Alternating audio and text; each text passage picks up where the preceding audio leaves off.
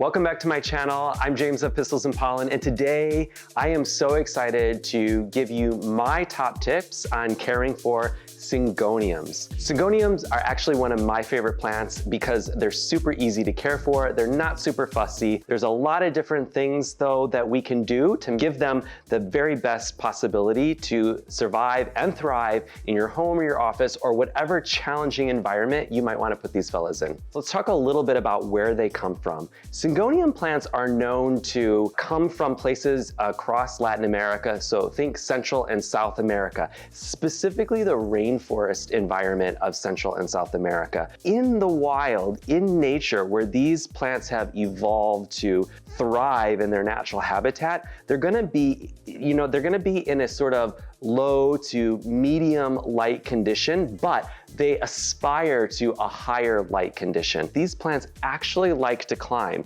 So for example, let me pull this Syngonium out because it's a really great example of that. It is actually sending off, look at how it started flopping over. Typically, if you're in a houseplant store, or a plant shop, you're gonna find these plants looking like this, very vertical and bushy. But in nature, they really do wanna climb. So they send out these little like nodes, and they have these little aerial roots that help them climb up a tree because they really do want to reach that brighter light. They're happy to be, surviving on the forest floor where it's a little bit darker, but they really do wanna reach that brighter light. So they're gonna climb, and they're adapted to do that in nature. So I just think it's a little bit helpful to think about where these plants come from in their natural environment in order to gain some insights about how they might grow inside your home and what we can do in our home or our office to keep them healthy and happy.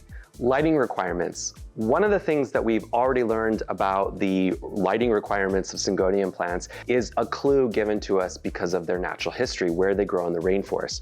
We know that these plants can tolerate pretty low light conditions, but they really are happiest when you give them a little bit of brighter light. So if I were growing this plant inside my home, I would love to be able to give this a bright east-facing window, or maybe a south-facing window, but not right up against it, maybe a little bit further back. Now, having said that, this plant will probably be able to adapt to that really bright south-facing light inside your home, especially if you've got maybe double pane glass or something like that, or a pair of shears, something to mitigate it. It will adapt to it over time.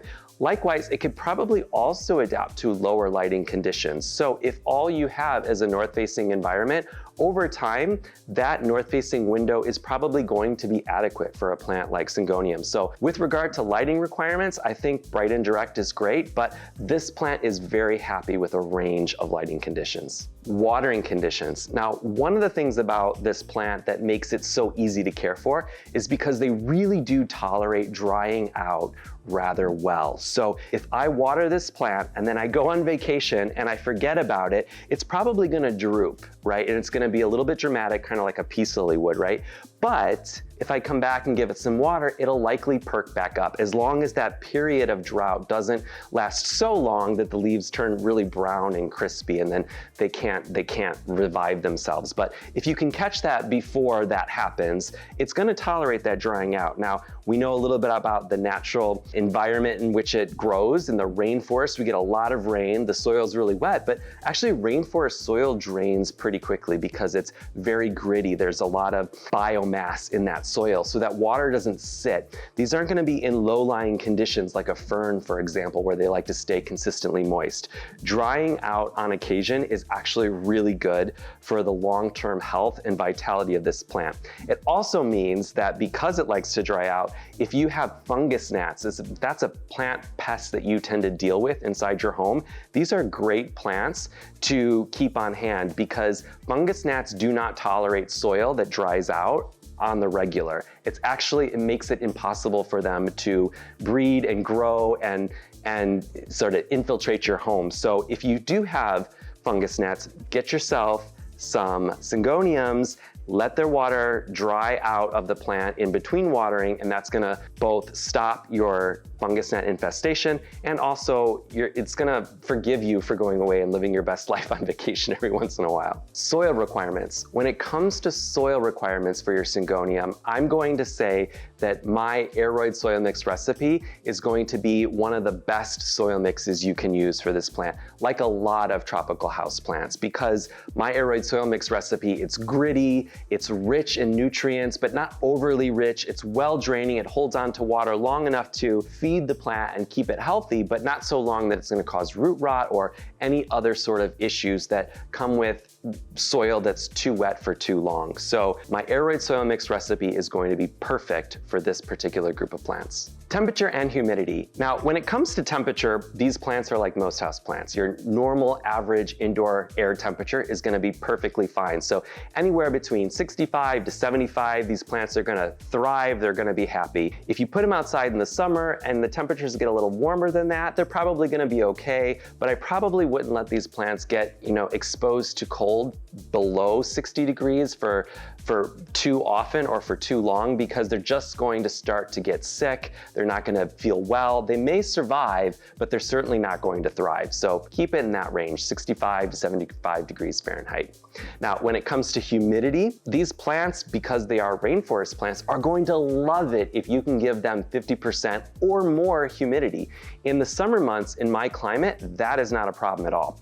In the wintertime, it is a problem. I have a hard time keeping humidity above 35, 40%. That's sort of the baseline on a cold winter day in Chicago where I'm able to keep my home. Now, having said that, these plants are fine. They do perfectly well. They don't show signs of stress. They don't show brown, crispy edges or anything like that. So I really don't consider this plant a needy humidity plant. It doesn't really require that humidity in order to do well and be happy inside your home. If you can give it to them, great. You might end up seeing leaf sizes and textures that are sort of unknown to the rest of us. Especially if you're trying to grow these on a moss pole and help them climb, you're probably going to need that humidity, but the vast majority of us are probably going to be growing them in the bushier form, like this, in which case the extra humidity just isn't really necessary. Fertilizing needs. Now, when it comes to fertilizing and feeding these houseplants, I don't find them to be particularly hungry houseplants. What does that mean? Well, I don't really think about fertilizing them too much, to be quite honest with you, especially if you're using a rich soil or potting mix like my Aroid soil mix recipe. The fertilizer and the nutrients that are in that soil mix recipe are gonna be enough for a very long time. Now, having said that, when it does come time to repot these guys, I'm going to use a fresh mix and a fresh set of nutrients when I repot. And that's usually when I fertilize these. Now, if that is not going to work for you and you really are trying to aim to grow these up a moss pole or to get really expansive big growth on these, and you're able to give them the ideal light and humidity and soil, and you're just, Syngoniums are a plant that you want to baby, I would use a weekly fertilizing method, which is a method that I use for many of my other houseplants on the regular and most of my tropicals. I just don't find that these are particularly hungry, and I don't really see that I experience a whole lot of extra growth. They're just low maintenance plants that do well with or without fertilizer. So why use it if they're not sensitive to it? So if you've got some in your mix and you're watering your other plants, go ahead and water these guys. But if you don't worry about it. They're probably gonna be fine. Pet safety. Are Syngoniums pet safe? Now, unfortunately, these plants are not considered pet safe. They're gonna be really not pleasant. If your pet chews on them and swallows them, it's gonna really upset their stomach. So keep them out of reach of any little critters that want to eat them. So here are my top tips, in short, for caring for Syngoniums of all sorts. Light. Bright and direct is best, but these plants can really tolerate lots of high light or low light depending on your environment if you adjust them slowly over time to those conditions. Water. These plants love to dry out in between waterings. So if you go on vacation and you forget about them, you might come back, they're a little weepy, but that's okay. Give them a drink, they'll probably pop right back as long as they're not too brown or crispy. Soil. These plants love a well-draining, gritty, tropical houseplant mix like my Aroid soil mix recipe. And the fertilizer in there is probably adequate to their needs. So when it comes to feeding your plants, you probably don't need to do it, but they're not sensitive to fertilizer either. So if you have fertilizer and you want to give it to them, that's okay too. And finally, pet safety. These plants are not considered pet safe, so keep them out of reach if you have a curious pet in your family. And that's it. Those are my top tips on caring for Syngoniums of all sorts. One of my favorite plants, in part because I can really just enjoy the wide variety that these plants come in.